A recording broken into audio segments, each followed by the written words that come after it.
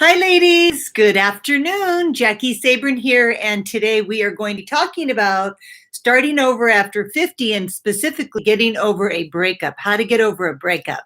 So welcome, ladies, and those of you who don't know me really quick, I'm Jaki Sabourin. I'm a love coach, and I help women to deliberately date and consciously create the man of their dreams. And why I wanted to share that with you is because, especially the part about consciously create. So, what I'm really passionate about doing, and I find is the most effective work and personal development and personal growth that you can do right now is to learn how to consciously create your life, and especially when you go through a breakup. Because what happens is breakups, are a result from some kind of disagreement, some kind of fighting, arguments, resentment has built up that's led to inability to understand each other, and as the lack of communication goes on, the longer that goes on, the less likely you are committed to repairing it. And so eventually something gives and then there's a breakup. And so if you're consciously creating your life, then I feel that you are much more aware, self-aware, when there's potentially problems in your relationship. And you're certainly more self-aware about yourself. So when you're getting into relationships, you have such a high level of self-awareness that you can bypass all of these resentments and arguments and all of that. But you have to have that level of mastery. And that's what I really teach. And that's what all these broadcasts are really about. I was thinking today, and yesterday, actually, when I was talking about, starting over after 50, and to be really honest, I was thinking there's so much of this information on the internet. I don't think that this topic is really bringing a whole lot of value because there is so much information on starting over. I know coming from me, it's a little bit different of an angle, and more intellectual knowledge isn't necessarily going to help you. It's useless unless you can apply it. You have to have the application of what you're learning. And that's really what I wanted to talk about today. But of course, I'm going to talk about the breakup because I committed to do that. But so let's start off with, how do you get over a breakup?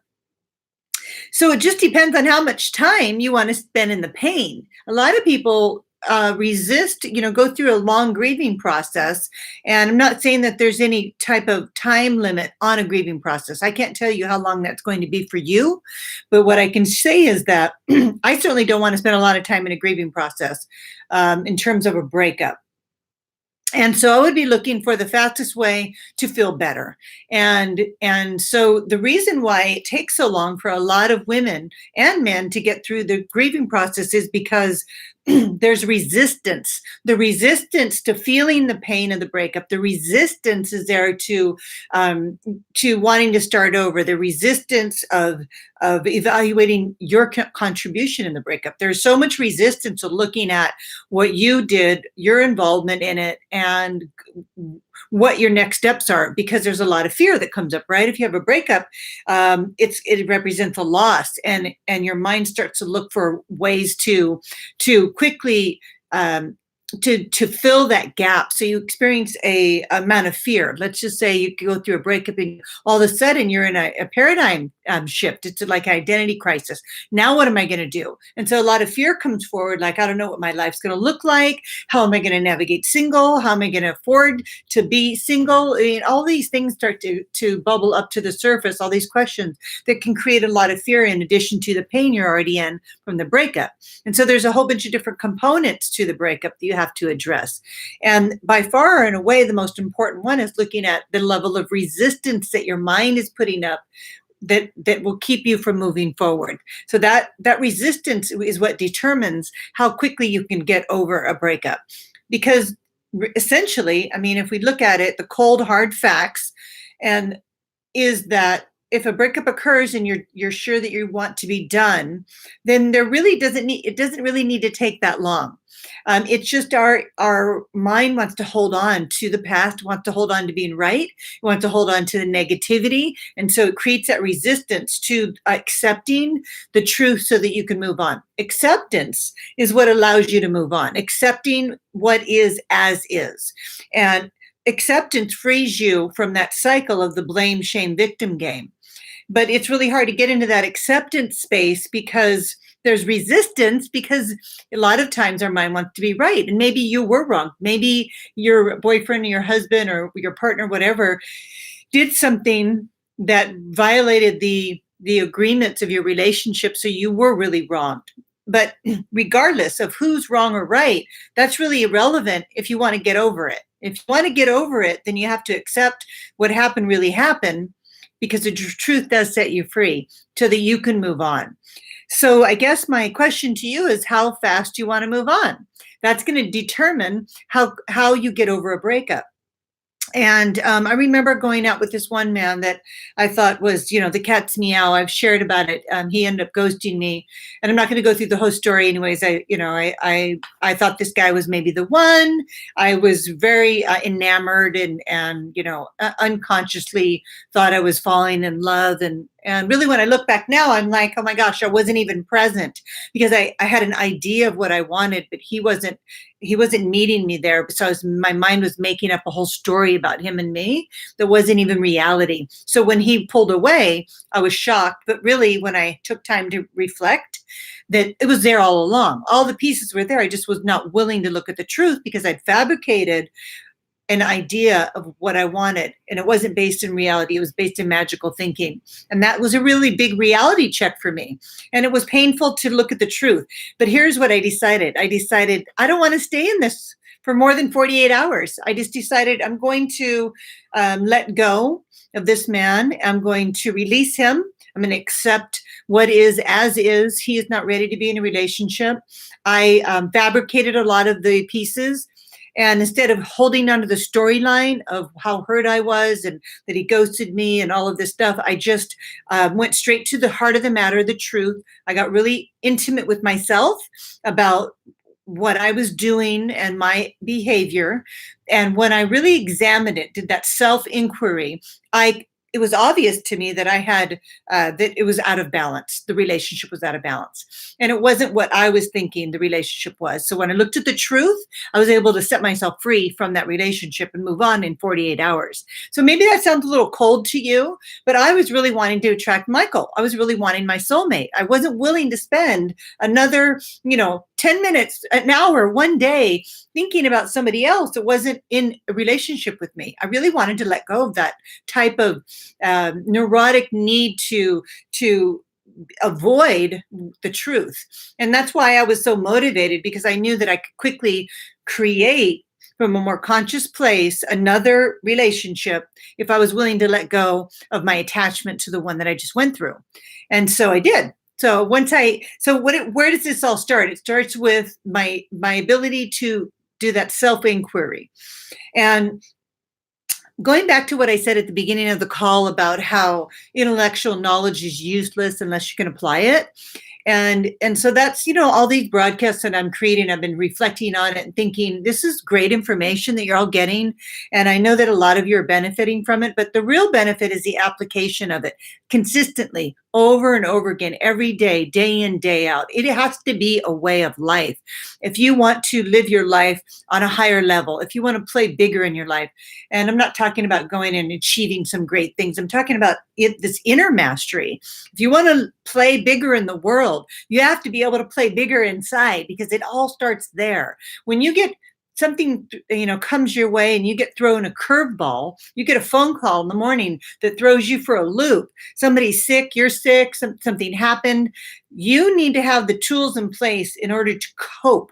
So coping, a high-level coping skill is what is required if you want to successfully navigate a breakup with grace and ease and not get stuck in emotional ruts. They can take years, decades. I mean, I'm speaking from experience, from my own, decade of being in an emotional rut after my divorce. I didn't have any coping skills.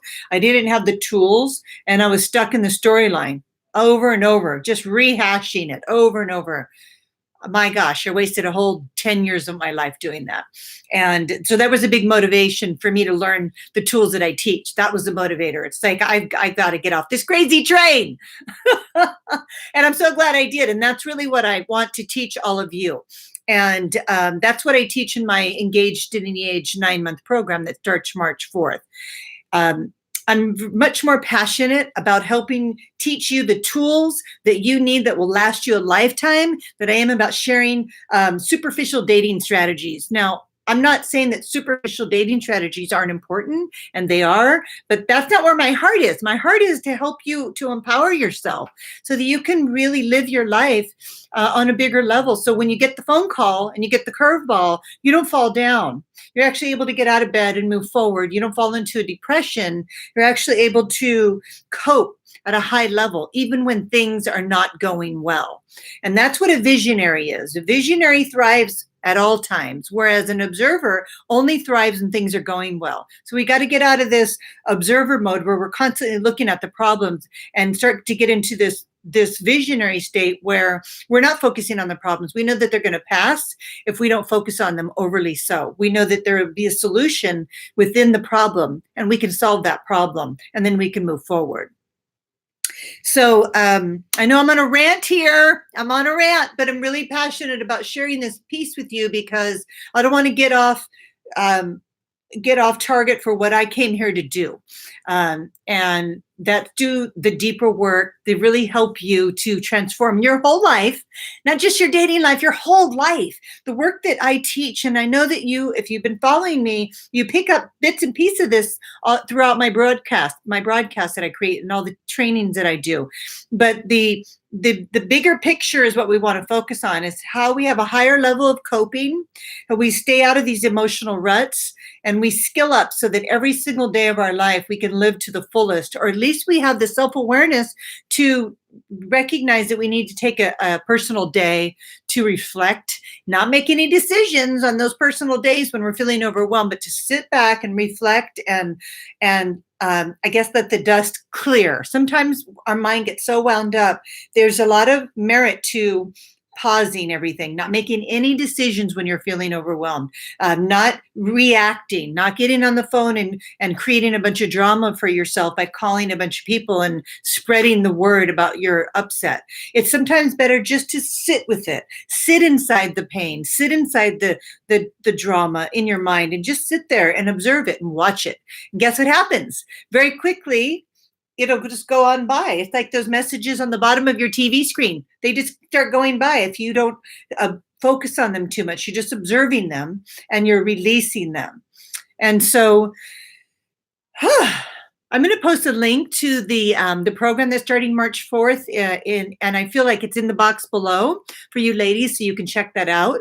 I want you to seriously consider making this the year that you do the work that will set you free from all of these drama thinking, from feeling overwhelmed, for feeling in fear, afraid of getting it back in the dating pool, or afraid of healing your heart, letting go of somebody. That's a big one. We hold on to people, and we want to release people as quickly as they come in our lives. And then as soon as we are clear that they're not for the bigger picture and they're just a seasonal relationship, that we learn how to release them.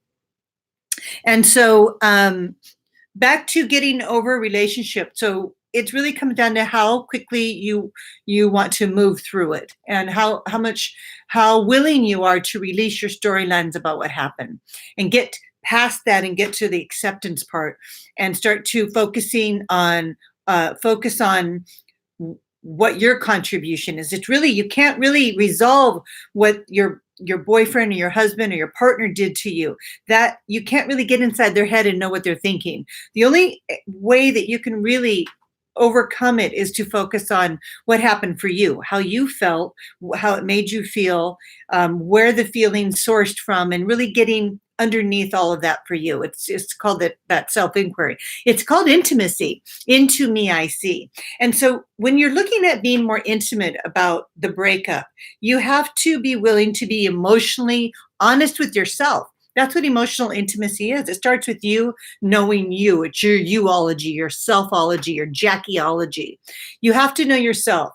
And the only way to know yourself is to get in there and see what's going on by asking yourself a series of questions, continuing to self question and self reflect. so that when something happens, you know what it's anchored to. You know why you're upset. When something happens, I know what it's anchored to, and I go back to that place, and I do that heart work that helps me feel back in balance. Something gets triggered inside me. It's anchored to some kind of unconscious belief that I brought to the surface, and now every time it gets triggered, I'm aware of it, and so I can instantly go, okay, this is related to fear of survival. So we all have these deep-seated beliefs that come from our childhood based on our experiences, and we create these belief systems. And for me, one of my big belief systems was fear of survival because of the way I lived as a child. I was afraid for survival, and so that's always a big pull for me. So if something happens, it'll trigger fear in me that I can anchor back to a time when I didn't have the tools and skills and powers that I have as an adult. And it could cause me to revert to childlike behavior. And that's what happens when you go through a breakup. It triggers these core wounds and core beliefs that cause you, if you're not self-aware enough, to revert back to behaving like you did when the initial belief was formed. For me, the fear of survival. So for example, let me give you an example so you can make this cohesive for you. And so a fear of survival, when that's triggered in me, I will start to doubt if I should doubt myself, doubt my decision making. I notice that my mind wants to start doubting me. I want to back up and hide. I feel this tendency where I want to pull back and run. I want to disconnect because I'm doing that for self-preservation, right? I want to preserve myself and hide and withdraw so I can feel safe, because I don't feel safe in that moment when that fear is triggered. But the truth is that part of me, that inner child that isn't feeling safe, she's gotten triggered. And it's up to me as the adult to go back to her, that part of me, by putting my hand over my heart and comforting that part of me that really was afraid at a time when I didn't have the tools, I didn't have the skills, I didn't have the coping mechanism, and I didn't have the adult powers to address the fear of survival. But now, as an adult, as a self-mastered adult, I do have the coping skills. I do have the ability to parent myself and to apply the powers that I have by the various tools that I teach in my program to go ahead and understand what's happening inside, and then get real intimate with it, and then move forward. Not back up, but actually lean into the fear and walk through it and get to the other side, all within 20 minutes. I can sit in my office and process it and observe it, like I mentioned earlier, and then move through it. Because here's why I do this and why I recommend that you do it. Is because I don't want to sit in that fear. I don't want to sit in a breakup. I don't want to sit in any kind of feeling that doesn't feel good. Because when you feel good, you can create anything in your life. That's the indicator. When you're feeling good. When you're not feeling good, that's when you stop creating consciously. Because when you go unconscious, that's where the not feeling good feelings come from a time when you were in pain. And so breakups are really an opportunity for personal growth and self-development. They don't feel good, but they will bring a lot of gifts to you if you embrace the healing process, and if you embrace loving yourself and embrace getting to know yourself and what it meant for you, and going deeper into your part of the breakup, so that you can have the clarity that will bring. The clarity will help you to break free and move forward in your life, and start a new chapter. So a chapter is ending, but guess what? A new one can begin as soon as you're willing to take those steps to move forward, which was what I already discussed. Dropping the storylines, letting go of the need to be right, accepting what is as is, and starting to look at the good that has come into your life from this experience. And that took me 10 years, but it doesn't have to take you 10 years. It can take you 48 hours like it took me. And so a big part of that is not focusing on the negative, right? It's hard not to focus on the negative when you go through a breakup because it's so negative. It seems counterintuitive to not focus on it. But when you're focusing on the negative, it's just a way to avoid yourself.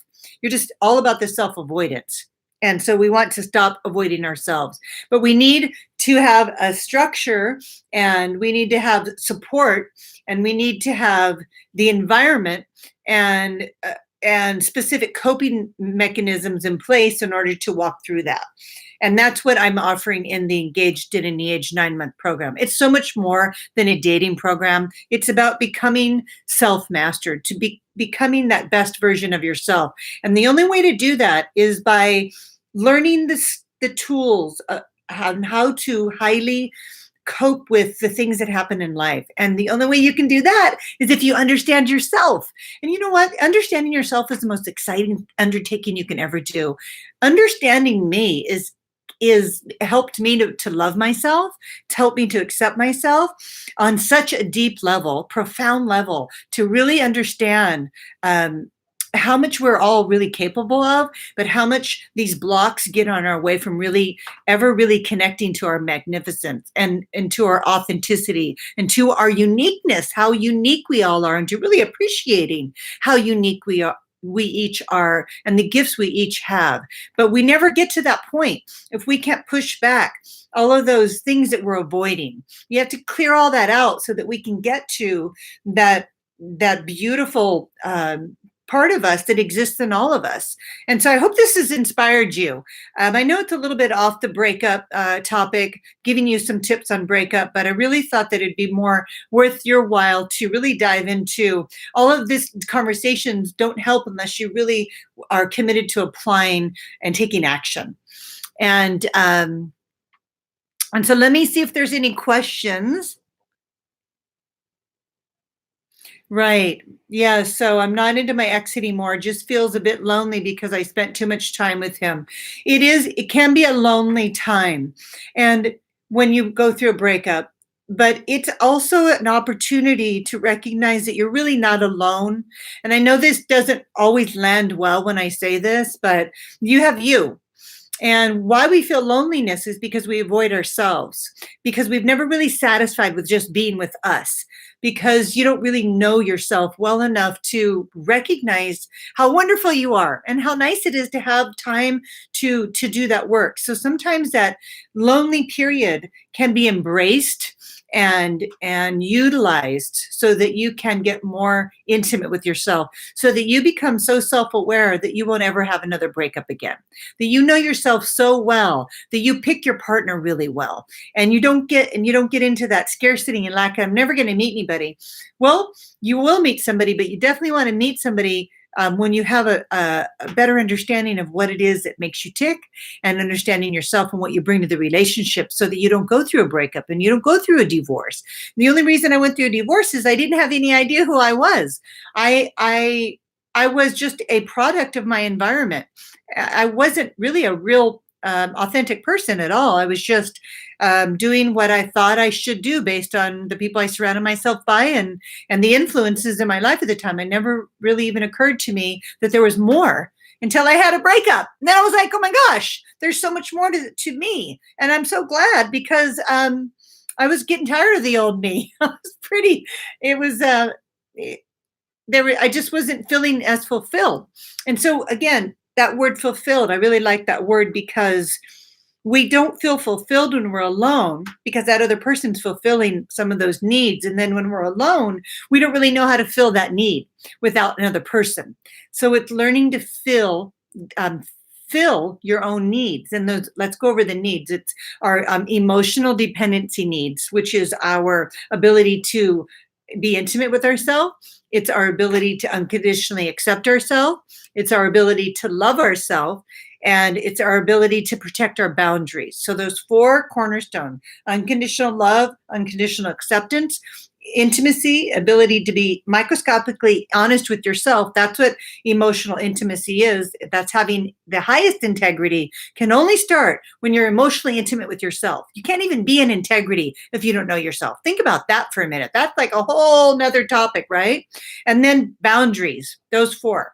So if you want to have personal integrity, you have to know yourself, because the part of you that you don't know will act out on your behalf through triggers, and it will contradict who you say you are. So think about that for a few minutes. And so I really need to get get out of my house. I've been sitting on the couch for years. Your words hit me. Oh, you're welcome. I did that too, because I didn't know what to do. And so there are steps that you can all take. And I'm not trying to push my program on you, but I'm just really want to help women to empower themselves, to live a bigger life, to get out of fear, get off the couch like I did. And I didn't really have anybody to turn to when I was going through that. And that's why I created the program, because I wanted to be that person for women that they could turn to, that gave them some structure and accountability and support in the environment and the tools so they could change their life for once and for all, where you don't have to keep going back to a therapist to have them tell you what you feel, when you can learn how to discover how you feel. You need to learn how to discover your own truth. You cannot continue to rely on others to tell you who you are. You have to stop that. It's really dysfunctional. And that's what I'm teaching in the program. And that's why I'm excited about talking about it today, because we're getting ready to start another round, another cycle of empowered women. And so that's going to be a really exciting time for me, because I love to watch the women blossom. It's like a rosebud that just opens up and just turns into a full bloom. It's so beautiful. And then they attract an amazing relationship. And really, it's about going from single to exclusive. The conversations about once you're exclusive with, and I really do want to create some trainings for you on, as soon as you get exclusive, then there's a whole nother set of steps and strategies and tools you need to have in place to stay exclusive that leads to a commitment, right? Okay. You're welcome, Shelley. Thank you. And so let me answer another question here. How do the dynamics of a man from a divorced home versus a woman from two-parent home affect how each person views staying in a marriage or the value of marriage in general? Let me repeat that.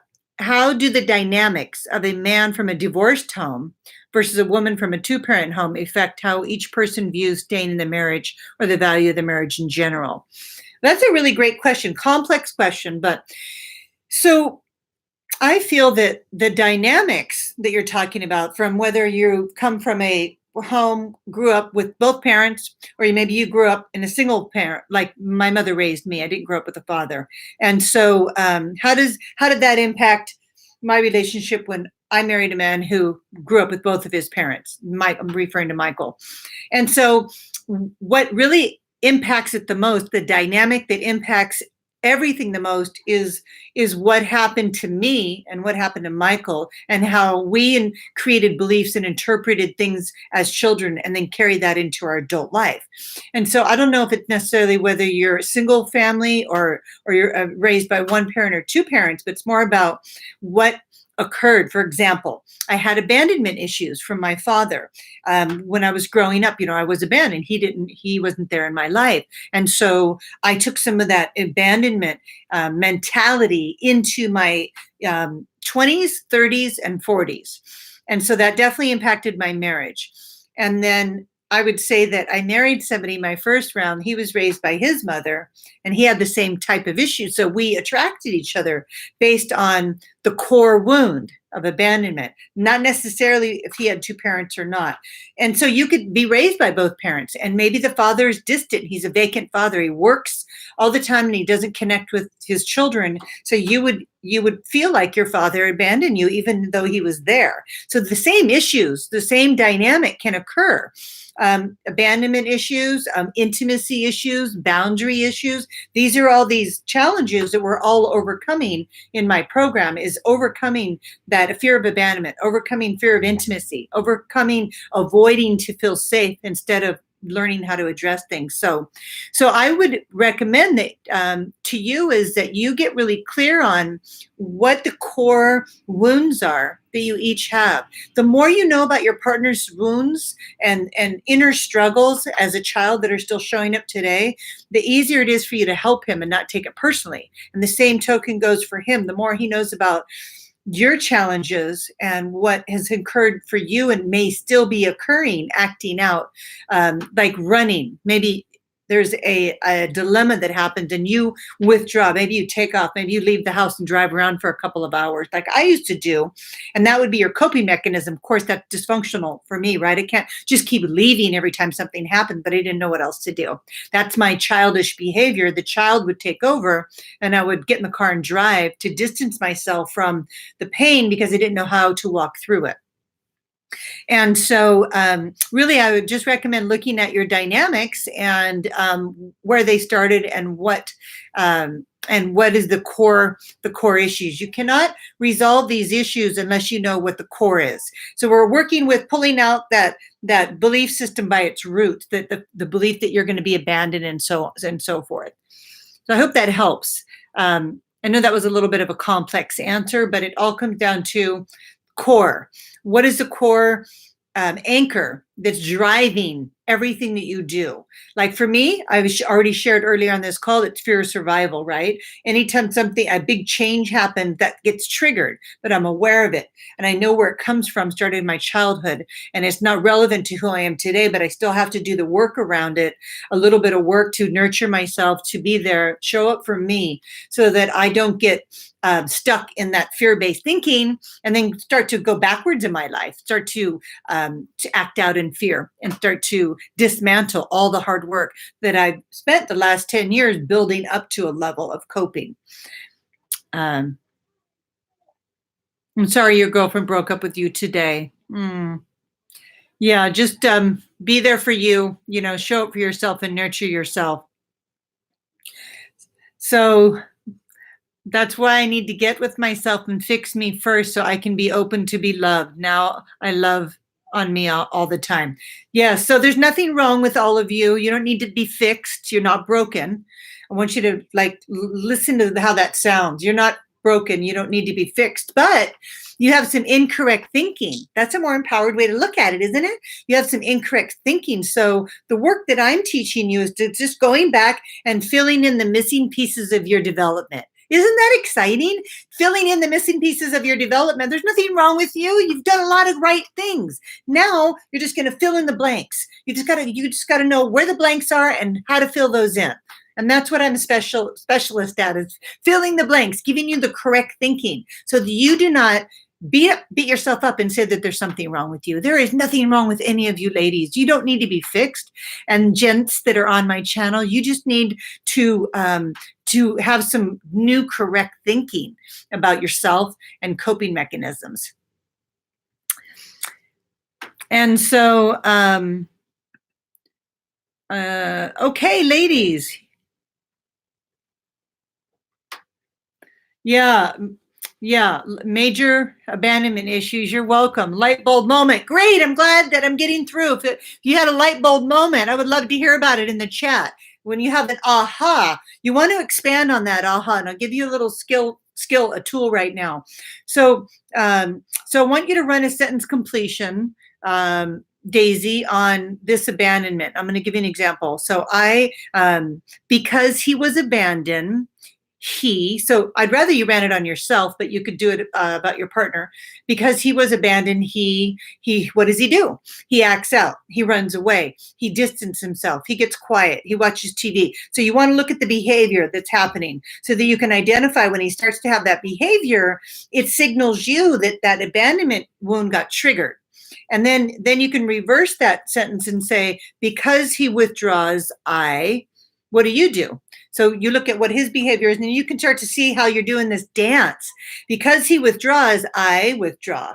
I drink, I eat, I shop, I cry, whatever it is you do. I work out obsessively. There's some kind of coping mechanism that gets kicked in, so you guys are in a pattern. And so that's where I'm going to lead to the end of this broadcast, but I'm going to talk to you about, this is a karmic relationship. So we're all in karmic relationships that we're working out our wounds and helping each other heal them. Once you have that karmic relationship, it may not last a lifetime. It may, I don't know. That's up to you. But once you heal those karmic wounds, which is the fear of abandonment, the fear of intimacy, boundary violations, any kind of abuse, any kind of use, that's all abuse. Then you go into your dharmic relationships, with your purpose relationships, your purpose for being. That's the relationship I'm in with Michael. Now that I've cleared out all the negative, toxicity from my childhood, I'm in a more conscious relationship, and now I'm creating a more fulfilling life, not based on the abandonment and the fear of survival, but based on what it is I want to create. I get to choose consciously a path that feels in alignment, and then I get to create from that place. And how my path that I've chosen is to help all of you, is to empower women. That's the path, because that's what I feel most fulfilled doing. And I wouldn't be able to do this if I was still struggling with those abandonment issues and struggling with all of that. And I share when it gets triggered for the purpose of educating you that it still can happen, but you have awareness on what to do when it does, which frees you from it instantly, or as long as it takes you to sit down and do that work. So I hope that helps you. Start that sentence with because, and then turn it around. I feel abandoned because I feel abandoned. So that'll give you the reasons why you feel abandoned, and then the coping mechanisms, which kind of outline the consequences of continuing on this path. There's heavy consequences that come with the behaviors. Okay.